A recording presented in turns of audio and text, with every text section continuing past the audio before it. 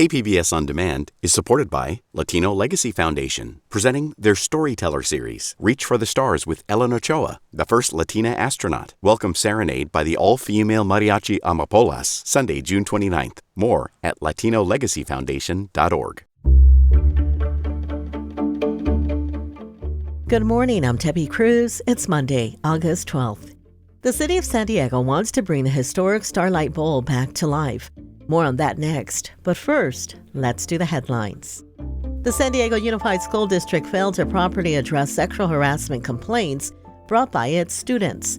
That's according to the U.S. Department of Education. The department examined more than 250 reports and complaints made by students from 2017 to 2020. It found that in many instances, Title IX requirements were not followed. San Diego Unified has agreed to a number of steps to improve its response to sexual harassment complaints, including training school staff on their obligations to respond to sexual harassment reports. The CDC will begin investigating health impacts of cross-border wastewater contamination in San Diego. Members of the state's congressional delegation and San Diego County leaders asked the CDC to help earlier this year. The CDC says they will start gathering data from different agencies, and once they have enough, they will evaluate whether the chemicals and contaminants in the water, soil, and air may harm health. The review process is expected to take between 6 to 12 months. CDC staff are also working with San Diego County health officials to plan a short-term response to public health issues. There's a new e-bike safety permitting program for San Marcos students. Students will need a permit if they ride an e-bike to Double Peak School, San Elijo Middle School, San Marcos High School, or Mission Hills High School. A permit can be obtained after completing a safety course co-sponsored by the city, San Marcos Police, and San Marcos Unified. There are 2 classes left this month, one tomorrow at San Elijo Middle, and the second will be on August 28th at Mission Hills High. There will be more classes offered next month and in October. Sponsors say the program was launched to improve e-bike safety in the most impacted areas of the community. From KPBS, you're listening to San Diego News Now. Stay with me for more of the local news you need.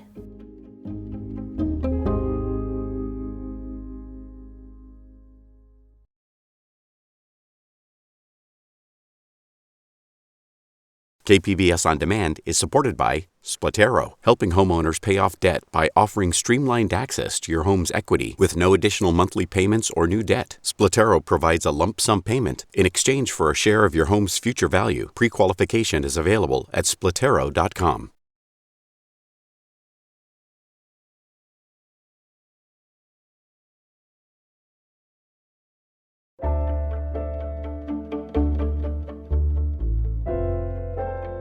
The city of San Diego wants to reopen Balboa Park's Starlight Bowl.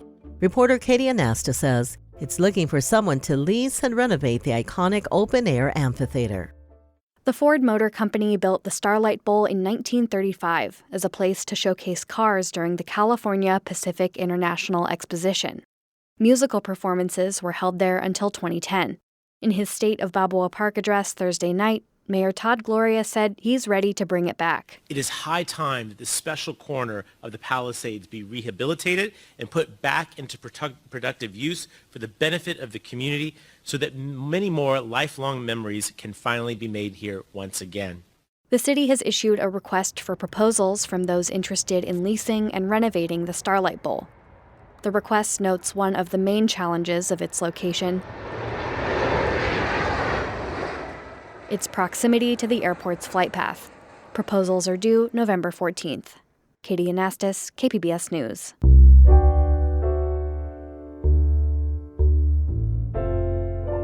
Workers across Sharp healthcare facilities in the county started unionizing last June, but they still don't have a contract. Reporter John Carroll says they began taking their demands to the streets on Friday. Hundreds of Sharp healthcare workers, represented by the Service Employees International Union, marched and rallied in front of Sharp headquarters in Kearny Mesa.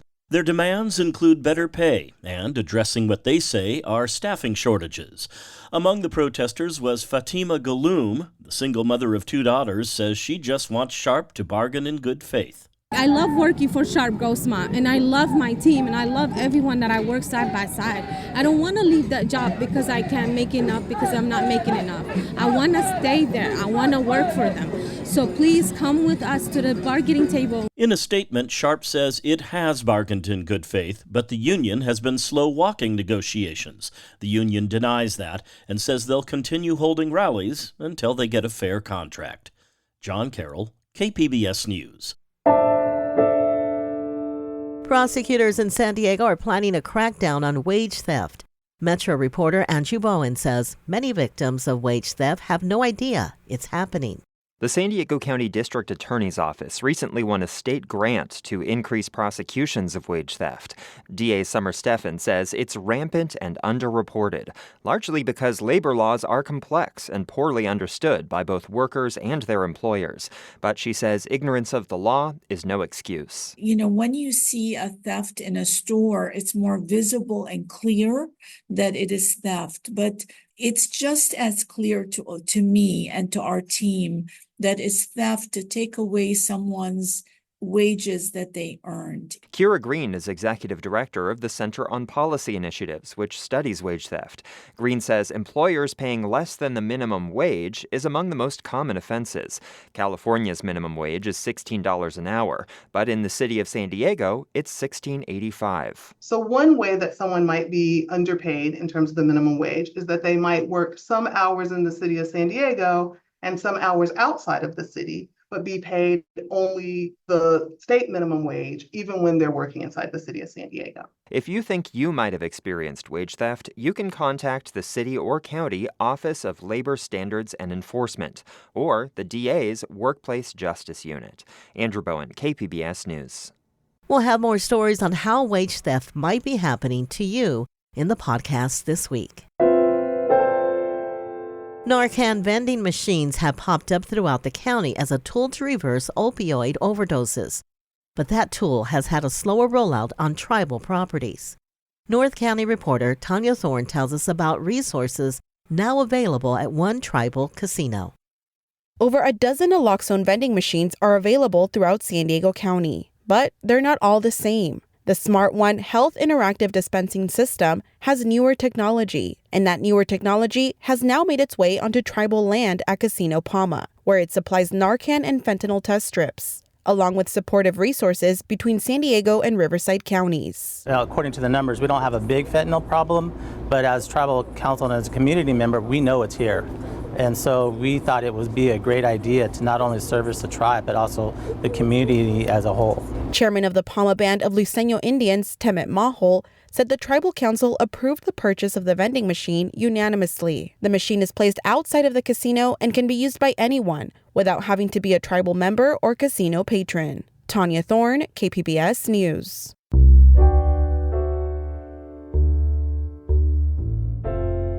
It's the first day of school in the San Diego Unified School District.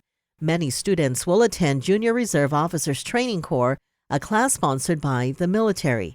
Reporter Katie Heisen says this year's consent form is resurfacing years of debate around the program and its effects on Black and Latino students. Group attention! Rise! Peace! JROTC gives students 3 days per week of physical training. 1 day of life skills like leadership, finances, and first aid, and 1 day where students march and drill in uniform. Inspection! Back in 2008, Chicano students in San Diego began pushing back on JROTC. About 20 Mission Bay High School students walked out of school today to protest a junior ROTC program on campus. They successfully campaigned to remove shooting ranges from schools. Back then, some students were automatically enrolled in JROTC. The district only started requiring a consent form in 2023. The San Diego Chicano Latino Concilio on Higher Education recently sent a letter to the Board of Education about the form. They're concerned it still doesn't give all the information students need for fully informed consent. It doesn't specify that JROTC doesn't meet any of the state's public university admission requirements, or that it's taught by retired military officers. Jennifer Roberson is a district director. She says this year's consent form was already sent to schools. But the district is willing to continue the conversation for next year. She says JROTC exists because students want it. Students are opting to be in the program. They know that it's voluntary, it's not required. But we do believe that the skills that they're being taught do prepare them to be future ready. Morse High School senior Joseph Cruz is one of those students who opted in. Coming out of middle school, throughout the whole COVID era, I was pretty lost. He says JROTC helped. It's given me the initiative I needed to pursue greater things. His sophomore year, he led about 50 students as company first sergeant. Being able to have that daily exposure as a leader, having that experience, it's really built me up. He's considering studying law at a military academy. That is a dream career of mine, being a JAG officer. He says military recruiters come to class often.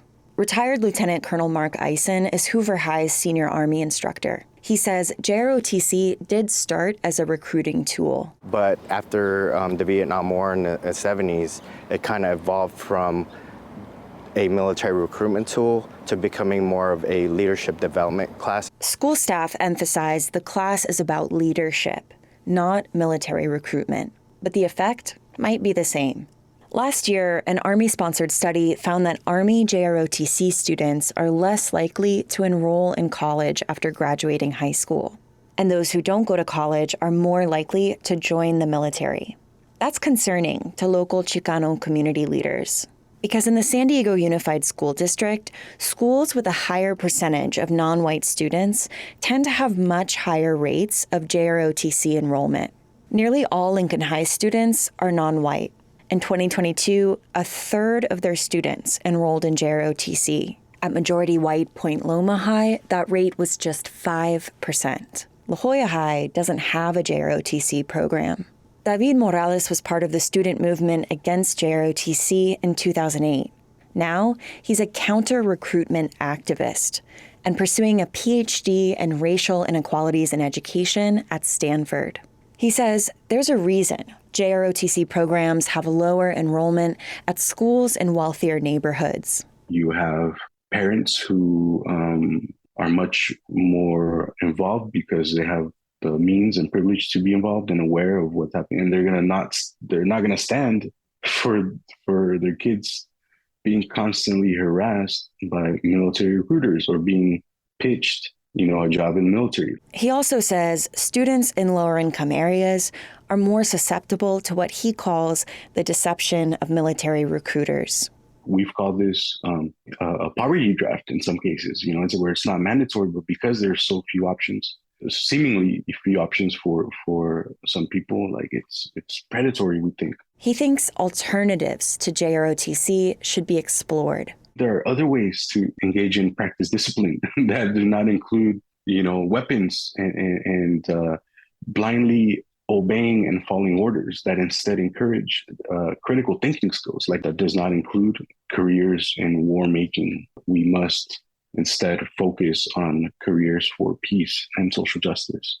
Counter-recruitment activists are also calling for an evidence-based review of the effectiveness of the JROTC program, whether it really accomplishes everything it claims. Katie Hyson, KPBS News.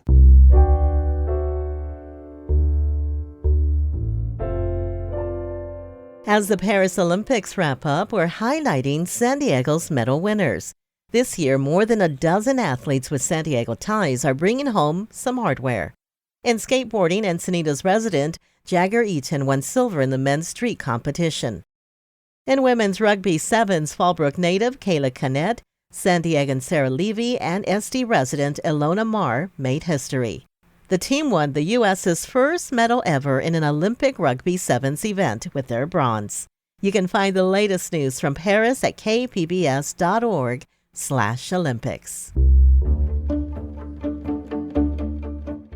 That's it for the podcast today. As always, you can find more San Diego news online at kpbs.org. I'm Debbie Cruz. Thanks for listening and have a great Monday.